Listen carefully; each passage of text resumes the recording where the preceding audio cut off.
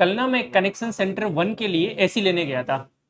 अब क्योंकि 4-5 एसी पहले से ही आ चुकी है अलग अलग कनेक्शन सेंटर्स के लिए, तो वो जो एसी वाले जो भैया हैं वो जानकार से हो गए थे। तो जैसे ही मैं उसके अंदर शोरूम के अंदर गया अंदर, तो उन्होंने कॉन्ग्रेचुलेशन बोला कि बधाई हो यार, आपका रिजल्ट मैंने देखा, अच्छा रिजल्ट आया है। मैंने कहा थैंक यू भैया। और उसके बाद में जो उन्होंने फर्स्ट स्टेटमेंट बोला ना, वो मुझे काफ़ी ऐसा अजीब सा लगा। उन्होंने बोला कि यार रैंक 1 को तुमने नहीं खरीदा है क्या इस बार? मतलब थोड़ा शॉकिंग सा था कि यार क्या इमेज बना दी है टॉपर्स की जनता ने, या फिर खुद टॉपर्स ने अपनी क्या इमेज बना दी है। तो फिर मैंने सोचा कि इस पे बात होनी चाहिए। इस पे बात इसलिए भी होनी चाहिए कि यार बच्चे सच में कंफ्यूज्ड है राजस्थान के, जो आरएस की तैयारी कर रहे हैं, क्या किसका कोर्स ले, कहाँ जाएं। जिसको देखो वो बोल रहा है इससे किया है, इससे भी किया है, इससे भी किया है। तो इस पर अपन ढंग से बात करेंगे। उसके अलावा अपन बात करेंगे कि भाई अल्टीमेटली डिसीजन कैसे ले, कोई भी स्टूडेंट किस बेसिस पे डिसीजन ले कि कौन क्या बोल रहा है, कहाँ पे हमें एडमिशन लेना चाहिए। तो सबसे पहले तो देखो, जिस तरीके से सारे आईएएस करप्ट होते हैं, जिस तरीके से सारे नेता चोर होते हैं, जिस तरीके से सारे कोचिंग वाले माफिया होते हैं, ठीक उसी तरीके से सारे टॉपर भी बिकते हैं। क्या ये सच्चाई है? क्या नहीं है। क्योंकि अशोक खेमका जैसे लोग, टीएन सेशन सर जैसे लोग, ऐसे लोग इस सिस्टम में हैं। रामनिवास मेहता सर जो आरपीएससी के सचिव है, बहुत बहुत ईमानदार इंसान है। तो ऐसे आईएएस ऑफिसर्स इस सिस्टम में जो देश को ढंग से चला रहे हैं। तो जनरलाइज स्टेटमेंट है, स्विफ्ट स्टेटमेंट है, आम जनता का स्टेटमेंट है कि सारे आईएएस करप्ट होते हैं, लेकिन ऐसा तो नहीं होता। ठीक वैसे ही कुछ टॉपर्स होते हैं जो सच में बिकते हैं। अब बिकने का मतलब क्या होता है यार? बिकने का मतलब ऐसा नहीं होता कि भाई खड़ा कर दिया सामने और अलग अलग कोचिंग्स वाले बोली लगा रहे हैं कि अच्छा भाई 5 लाख में देता हूँ, 20 लाख में देता हूँ। ऐसे नहीं बिकते।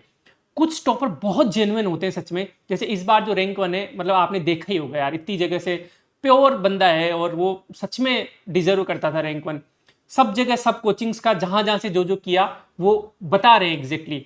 उससे क्या होगा कि बच्चे को क्लैरिटी आती है कि यार अच्छा इसने यहां से ये किया है, इसने यहां से ये किया है। इस तरीके से चीजें होती है। तो जो पूरा सिस्टम है ना आरएस का, चाहे वो कोचिंग इंस्टीट्यूट हो, चाहे बच्चे हों, चाहे वो पेपर हो, सारा अच्छे से ग्रो होता है। अपन सारी चीज़ों के बारे में बात करते हैं। तो मैं शुरुआत रैंक 1 से ही करूंगा कि इन्होंने काफ़ी हद तक इस ट्रेंड को चेंज किया है खुल के सामने आके।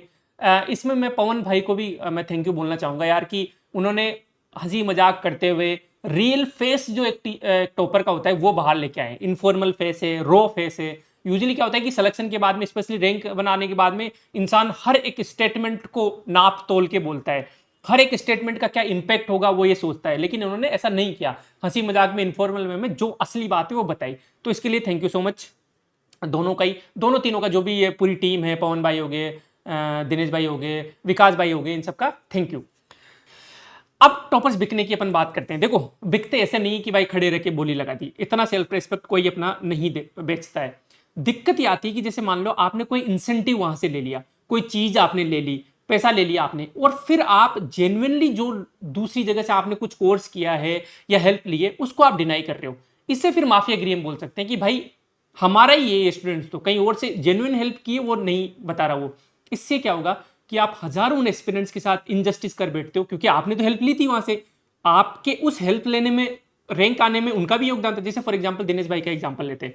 उन्होंने इंडियन इकोनॉमी के फ्री वीडियोस देखे। वो बोल रहे हैं कि ऐसे बहुत सारे क्वेश्चंस मेरे सोल्व हुए जो कहीं बाकी टॉपर्स के नहीं हुए, क्योंकि वहां से डायरेक्ट मैच हुए थे। ठीक है, अब मान लो वो ये बात नहीं बताते पूरी दुनिया को। इंडियन इकोनॉमी के लेक्चर्स में इस बार भी ले रहा हूं। तो अब बच्चा तो मिसगाइड हो गया ना। आप नहीं बता के भी नुकसान कर रहे हो। आप पैसे लेके किसी का क्लेम कर रहे हो तो वो तो गलत है ही। आप किसी और को नहीं बता रहे हो, या फिर आपका कोचिंग इंस्टीट्यूट आपको नहीं बताने दे रहा, ये भी बहुत बड़ी दिक्कत है। और ये मैं देख रहा हूं इस बार कुछ टॉपर्स हैं सच में जो बोल रहे हैं कि, जैसे मान लो वो कनेक्ट के स्टूडेंट्स थे लेकिन बोल रहे हैं कि यार हम क्रेडिट नहीं दे सकते। क्यों नहीं दे सकते? क्योंकि यार फला फला इंस्टीट्यूट ने मना किया है साफ साफ, क्योंकि कुछ मॉनेटरी इंसेंटिव वहां से थे। ये इस टाइप का होता है बिकना, जो कि बहुत गलत चीज है। सेल्फ रेस्पेक्ट आपने ताक में रख दी, जीवन भर की गुलामी आपने स्वीकार कर ली। ये सब जो दिक्कतें हैं ना, वो तब आती है जब आप बहुत ज्यादा पावर होल्ड करके रखना चाहते हो। आप चाहते हो कि भाई सिर्फ मेरी ही कोचिंग सर्वाइव करे, सारे बच्चे मेरे पास ही आए। ये बहुत गलत थिंकिंग है। मोनोपोली से स्टूडेंट का सबसे बड़ा नुकसान होता है। तो आज का वीडियो मेरा स्टूडेंट्स के लिए, कि मोनोपोली आप किसी कोचिंग के अंधभक्त बन जाते हो तो ये गलत बात है। आप मत बनो, आप रेशनली सोचो। भाई 90% जनता जिनको नेता लोग मूर्ख बनाते हैं, आप किसी का अंधभक्त बन जाते हो, बीजेपी के या फिर कांग्रेस के, आपके, तो उनका तो समझ में आता है कि यार वो बेचारे इतने पढ़े लिखे नहीं है, उनको मैनिपुलेट करना आसान होता है। लेकिन आप तो सिविल सर्विसेज की तैयारी कर रहे हो ना, आप तो खुद का दिमाग लगाओ, किसी से मैनिपुलेट नहीं होना है। जब ये थिंकिंग किसी कोचिंग इंस्टीट्यूट के ओनर या फिर स्टाफ या मैनेजमेंट के अंदर आ जाती है कि रहेंगे तो हम ही रहेंगे, कोई और नहीं रह सकता, तब ये दिक्कतें चालू हो जाती है। फिर ये टॉपर्स वाली चीजें चालू हो जाती है। फिर टॉपर्स क्रेडिट नहीं देते हैं, है ना। और फिर बहुत सारे टॉपर्स, ऐसा नहीं कि सारे टॉपर्स बिकते हैं, बहुत सारे टॉपर्स ऐसा होते हैं कि कोचिंग वाले से दूरी ही बना लेते हैं कि नहीं यार मैं किसी का नहीं कर रहा यार। वो भी गलत है, क्योंकि आपने तो कोचिंग से सहायता ली थी, लेकिन आप बोल रहे हो कि सेल्फ स्टडी मैंने की थी, कहीं से कुछ भी नहीं किया, तो आगे वाला जो जूनियर है वो तो बोलेगा कि सेल्फ स्टडी से ही हो जाता है, सिर्फ स्टैंडर्ड बुक पढ़ के ही हो जाता है। लेकिन ऐसा नहीं होता, कोचिंग्स की आपको हेल्प लेनी पड़ेगी, चाहे टेस्ट सीरीज की लेनी पड़े, कुछ भी। तो आप जेन्युइनली जो भी है वो बता दो, कोई दिक्कत वाली बात नहीं है। अब मैं बताता हूँ, जैसे त्रिलोक भाई है, अपने रैंक 20 थे आईएएस में, one of the finest person I have ever come across, online ही। जैसे बहुत इनका टेलीग्राम चैनल है, तो ये पॉजिटिवली लोगों को गाइड करते हैं। कभी भी ऐसा फील नहीं हुआ कि भाई एक आईएएस अथॉरिटी के रूप में वहां पे बात कर रहे हैं, बड़े भाई की तरह गाइड करते हैं, पूछते रहते हैं लोगों से। तो मतलब मस्त जेन्युइन टॉपर मुझे लगे। दिक्कत मैं बताता हूँ, थोड़ी सी दिक्कत क्या हुई कि जैसे ये किसी पर्टिकुलर कोचिंग इंस्टीट्यूट के साथ एसोसिएटेड थे। अब दिक्कत ये हुई कि इन्होंने टेलीग्राम पे एक पोस्ट डाला था, अब मैं यहाँ पे स्क्रीन रिकॉर्डिंग आपको बताता हूँ। उन्होंने एथिक्स में कनेक्ट के लेक्चर्स देखे थे, ये उन्होंने डाल दिया, ठीक है। तो आपको स्क्रीन पे दिख रहा होगा, ये देखो यहाँ पे इन्होंने लिखा एथिक्स यूपीएससी वाली प्लस कनेक्ट सिविल्स की क्लासेस, ठीक है। तो अब टीम ने क्या किया कि अच्छा लगा टीम को, उस टाइम तो हम नए नहीं थे कि यार हमारे एथिक्स के लेक्चर देख के कोई आईएएस में रैंक 20 और वो आगे से क्रेडिट भी दे रहा है, it's a very genuine thing, very good thing. थोड़े दिनों बाद में किसी ने बताया, किसी स्टूडेंट ने बताया कि सर वो पोस्ट तो एडिट कर दिया गया है। अब देखो यहाँ पे आप देख रहे हो, यहाँ पे साफ साफ लिखा हुआ है एथिक्स यूपीएससी वाली प्लस कनेक्ट सिविल्स की क्लासेस। अब मैं इस पर क्लिक करूंगा, ओरिजिनल मैसेज पे, ओरिजिनल मैसेज पे क्लिक किया, ये देखो चेंज हो गया मैसेज, ये एडिटेड है, सेम पोस्ट है, मैसेज चेंज हो गया। टेलीग्राम कैसा होता है कि फॉरवर्ड करने के बाद में यदि आप उसको एडिट करते हो तो फॉरवर्डेड वैसा का वैसे ही रहता है। ये गलत बात है कि अब कैसे भी, चाहे वो मोरल प्रेशर में आके इन्होंने किया होगा या फिर इन्होंने किया भी नहीं होगा, इनको तो पता भी नहीं होगा, एडिट करवा दिया गया होगा, ये गलत है। या आप क्यों डरे हुए हो यार? यदि कोई टॉपर जेन्युइनली बता रहा है कि मैंने ये चीज वहां से की है तो लेट हिम भी, क्या दिक्कत है, बताने दो उसको। तो ये गलत है, ये जो है ना, ये नेगेटिव कंपटीशन को बढ़ावा देती है, ये इस भावना को बताती है कि नहीं हम ही ये हैं जो।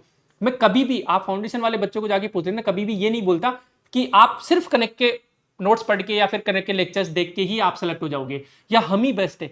मैं हमेशा ये बोलता हूँ कि यहाँ आए हो, यहाँ पे ढंग से पढ़ो, हमारे ऊपर ट्रस्ट करो, एक बार सारे नोट्स पढ़ो, रिवीजन करो, टेस्ट लिखो। जब लग जाए कि यार अब इनसे कोई भी सवाल आ जाए ना कनेक्ट वाली से तो मैं कर दूंगा, तब आप दूसरी कोचिंग या दूसरे रिसोर्सेज को रेफर कर सकते हो। आप एक बार ढंग से किसी को पूछ लो, पुराने स्टूडेंट्स को पूछ लो, सेलेक्टेड स्टूडेंट्स को पूछ लो, जिन्होंने इंटरव्यू दिया उनको पूछ लो, जिन भैया या दीदी ने एक दो मेंस लिख लिए उनको पूछ लो, वो जेन्युइन गाइडेंस आपको देंगे।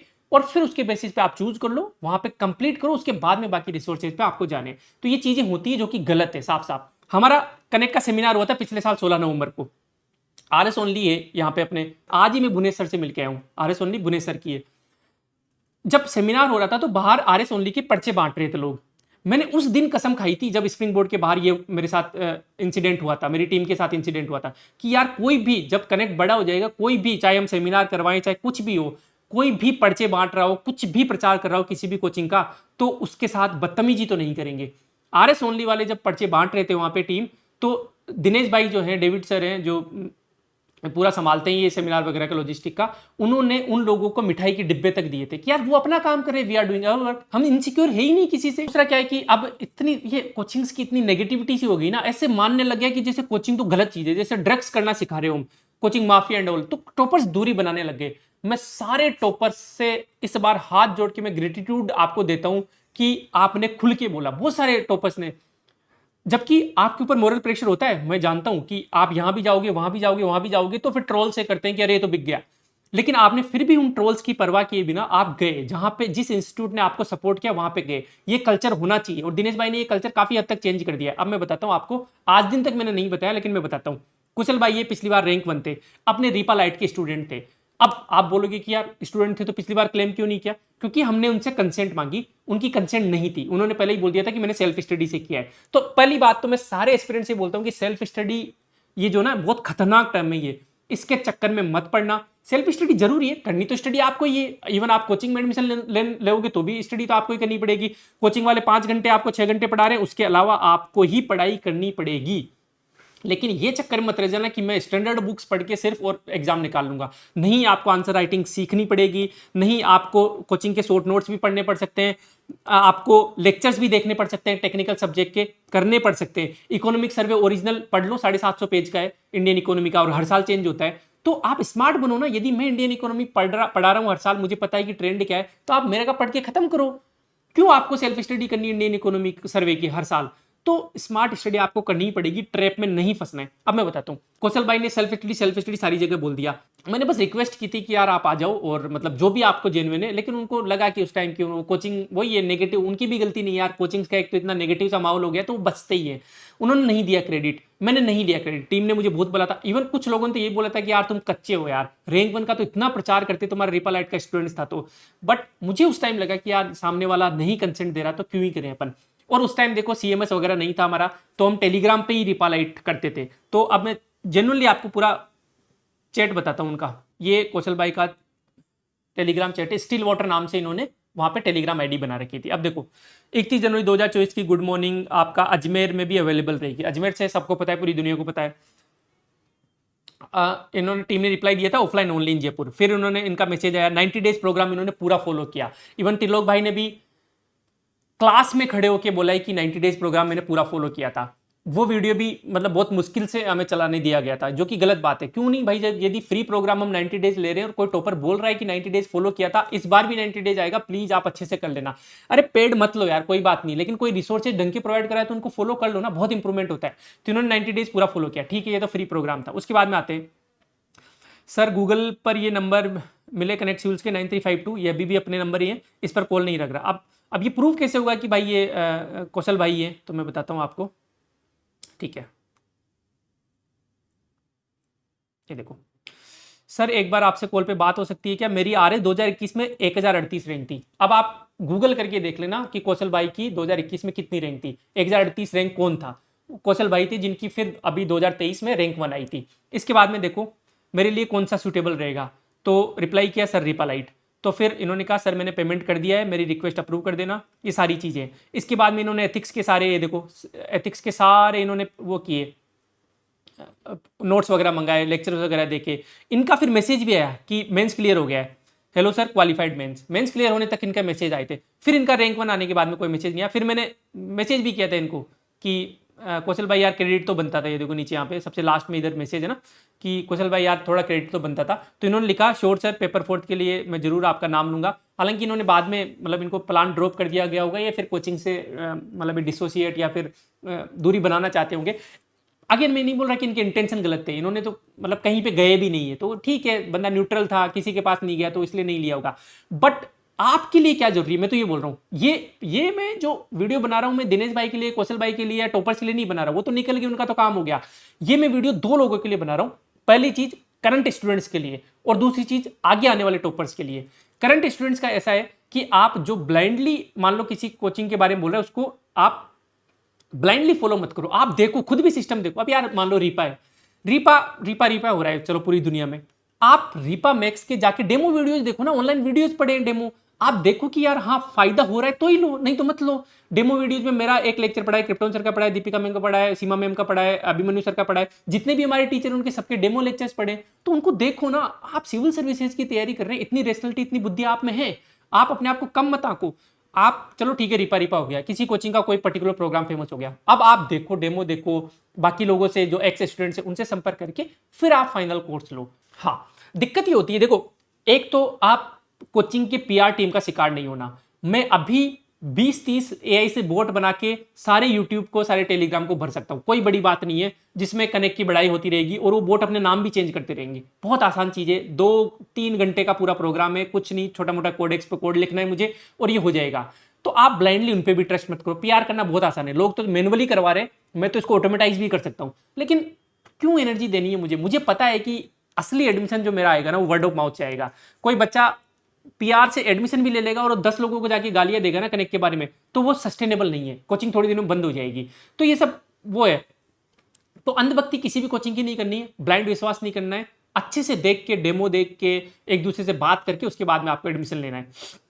यही कि डिसीजन कैसे ले पता ही नहीं चलता कौन कहां से। तो यही है कि आप सबको सुनो, फिर अल्टीमेटली आप डेमो के लिए बोलो, चाहे फाउंडेशन कोर्स हो, चाहे मैक्स का कोर्स हो, मतलब इसमें मेंस का कोर्स हो, चाहे प्रीलिम्स का कोर्स हो, डेमो के लिए बोलो, टेस्ट सीरीज वगैरह के डेमो के लिए बोलो। जैसे अपना प्रीलिम्स की टेस्ट सीरीज का एक टेस्ट ओपन है, आप लगाओ ना, उसको लगाने पे फील आ रही है, आरपीसी की फील आ रही है तो आप कंटिन्यू करो, नहीं तो मत करो, है ना। और जिस कोचिंग से आपने ले लिया, किसी भी कोचिंग से लो आप, फिर कोई दिक्कत नहीं है, उसका ढंग से करो, ढंग से उसको यूटिलाइज करो, और बाकी के फ्री रिसोर्सेज यूज करते रहो। इंडियन इकोनॉमी के अपने फ्री वीडियोस पढ़े, एथिक्स के फ्री वीडियोस पढ़े, उनको देखो आप, कोई दिक्कत नहीं है।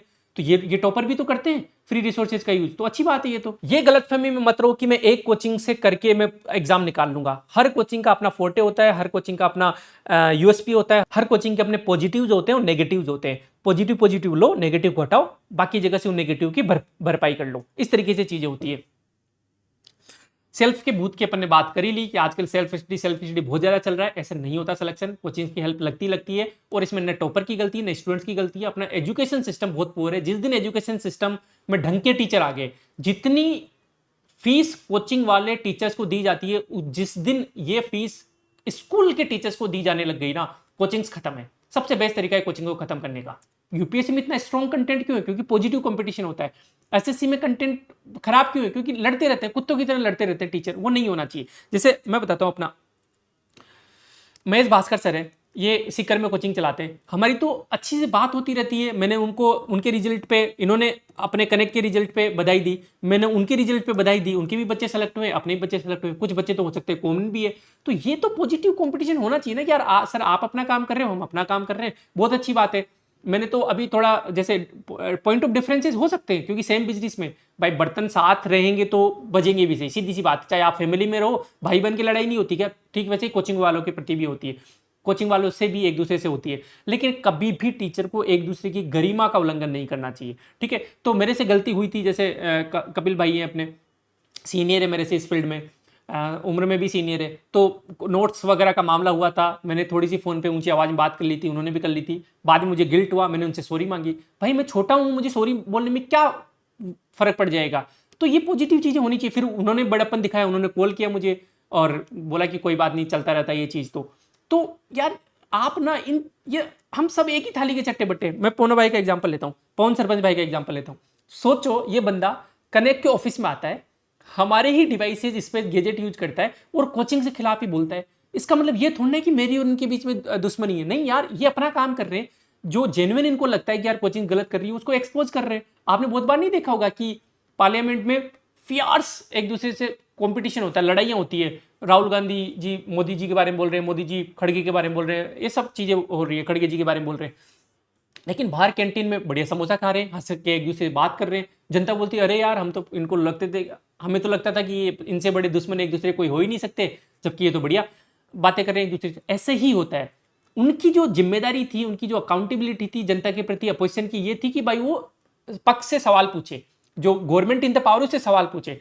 गवर्नमेंट इन द पावर की जिम्मेदारी है कि वो अपने आप को डिफेंड करे। ठीक वैसे ही मैं इनको बोलता हूँ, पवन भाई को बोलता हूँ कि आप अपोजिशन हो कोचिंग इंडस्ट्री में, आप हमसे सवाल पूछो। जो गलत चीजें उनको आप वायरल करके आप ट्रिगर करते हो। टॉपर्स में भी आपका थोड़ा भय है कि बिकने से वो बचते हैं, तो ये तो अच्छा काम कर रहे हैं, क्यों नहीं हम गैजेट और स्पेस प्रोवाइड करवाएं? कॉमेडी के थ्रू, सार्काजम के थ्रू ये अच्छा काम कर रहे हैं। तो ऐसा ही होता है। हम टीचर्स भले ही बाहर कितने भी ऐसे लगे कि यार ये तो कंपटीशन में, हम तो एक दूसरे से बात करते हैं, है ना। तो ये चलता रहता है यार। विकास सर को मैंने मैसेज किया था होली की राम राम का। और बाकी जो लड़ाइयाँ वड़ाइयाँ आप देख रहे हो ना, ये 90% पीआर टीम होती है, इन पे ध्यान मत दो। इनसे न पॉजिटिव अपना व्यू बनाओ, न नेगेटिव अपना व्यू बनाओ, है ना। तो कुल मिला के सार यही है। फ्यूचर टॉपर से मैं विनती करता हूँ कि आप दिनेश भाई से सीखो, जो जेन्युइन बात है सारी चीजें बताओ। जो प्रेजेंट एस्पिरेंट्स है उनसे मैं ये विनती करता हूँ कि आप ऑनलाइन के साथ साथ में ऑफलाइन भी लोगों से डिस्कस करो। जिन भैया बहन ने मेंस लिखे हुए, 2-3 इंटरव्यू दिए हुए, सेलेक्टेड है, उनसे बात करने की कोशिश करो। चाहे ऑनलाइन बात करो, चाहे ऑफलाइन बात करो, उसके आधार पे आप डिसीजन लो। एक बार डिसीजन ले लिया, उसको पूरे अच्छे से करो, उसको यूटिलाइज करो। उसके बाद में किसी भी कोचिंग पे ओवर डिपेंडेंट न होके अलग अलग जहां जिसका अच्छा है वो यूज करके निकलो यहां से रैंक लेके, ठीक है। बाकी तो बस एक दूसरे की रेस्पेक्ट करते रहने, भले रिवालरी कितनी भी हो, कंपटीशन कितना भी हो, रेस्पेक्ट नहीं छूटनी चाहिए एक दूसरे की, ठीक है। एक्सरसाइज करते रहो। मतलब जैसे कंपटीशन की बात करूँ तो मेरा तो पता है उन टीचर से ज़्यादा कंपटीशन होता है जो फिट है। मतलब मुझे तो ऐसा लगता है कि यार जी तो ये रहा है बंदा, भले ही उनके व्यूज़ कम आ रहे हो, चाहे पैसे कम कमा रहे हो, लेकिन यार फिट है, एक्सरसाइज करते हैं, दूसरों के साथ अच्छा व्यवहार करते हैं। कोई कि किसी के भयंकर व्यूज आ रहे हो और वो मतलब पूरी दुनिया ही उसके बारे में से बोलती है कि यार ये तो खराब इंसान है, उससे हमारा कोई कंपटीशन नहीं है, उससे मतलब उससे हमारा भिड़ना ही नहीं है। क्योंकि सिर्फ पैसे नहीं कमाने ना, पैसे तो लोगों को अलग अलग तरीके से, बहुत तरीके से आते हैं। प्रॉपर्टी के बिजनेस में बहुत पैसे हैं, लेकिन नहीं करने ना, सिर्फ पैसे थोड़ा ना कमाने। पैसों को कितना खा लेंगे, वही 2 रोटी खानी है, वही ठीक ठाक गाड़ी में चलना है, वही घर होना है। तो सिर्फ पैसे नहीं कमाने, एक दूसरे के लिए इज्जत कमानी है और अच्छा अच्छा काम करना है, पॉजिटिव बदलाव लाना है इस सोसाइटी में, इस आरएस मार्केट के फील्ड में। हेल्दी हेल्दी खाना खाते रहो, बाहर का कमी खाया करो, कभी कभी चलता है, 7 दिन में एक बार तो चलता है, ठीक है। और फ्रेंड्स और फैमिली मेंबर्स के टच में रहो। अल्टीमेटली कुछ साथ नहीं जाना है, जीते रहो, दोस्तों के साथ बैठो। देखो, दोस्त ही है जो आपका सिलेक्शन नहीं होता तो काम आते हैं, दोस्त ही है जब आपका सिलेक्शन होता है तो आपके साथ सेलिब्रेट करते हैं। उनके बिना कुछ नहीं है यार। तो चाय की थड़ी पे कभी कभी बैठ जाया करो, गप्पे मार लिया करो और पढ़ाई करते रहो अच्छे से। ये सब चलता रहेगा ऐसे ही, पहले भी चलता है, आगे भी चलता रहेगा, ठीक है। तो मस्त रहो।